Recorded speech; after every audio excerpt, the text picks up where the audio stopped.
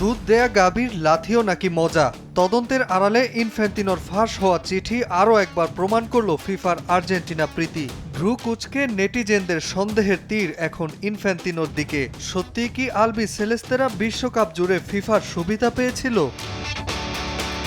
প্রথম ম্যাচে ফাউল করেও মেসির লাল কার্ড না পাওয়া থেকে শুরু, শেষটা পারদেসের ঘুষি, এনজো ফার্নান্দেসের মারাত্মক ট্যাকেলে কুবার্সিকে ফেলে দেয়া, ম্যাচ হারের পর মেজাজ হারিয়ে সদল বলে মারমুখী আচরণ, মাঠেই আর্জেন্টাইনদের ধৃষ্ট আগ্রাসন।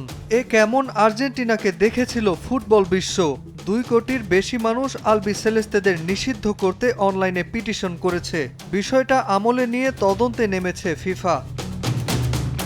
তবে আর্জেন্টিনা ফুটবল ফেডারেশনের সভাপতি ক্লদিও তাপিয়াকে লেখা ইনফান্তিনোর একটি চিঠি প্রকাশ্যে আসার পর প্রশ্ন উঠেছে তদন্ত প্রক্রিয়া নিয়ে।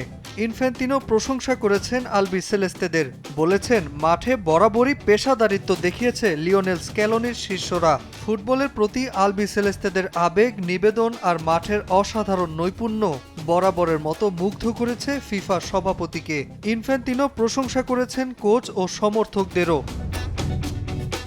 আসর জুড়ে কমিটির টিম বলে মেসিদের মনোযোগ মাঠের বাইরে নেয়ার চেষ্টা করেছিল অনেকেই। তবে প্রতিবার কামব্যাকে রূপকথার গল্প লিখেছে আর্জেন্টিনা, কিন্তু শেষ হাসিটা হাসতে পারেনি আলবি সেলেস্তেরা।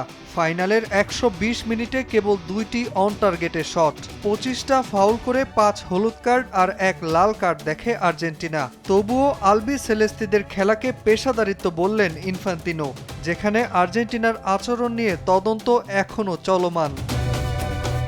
নাজমুল হাসান পুলক, সময় সংবাদ।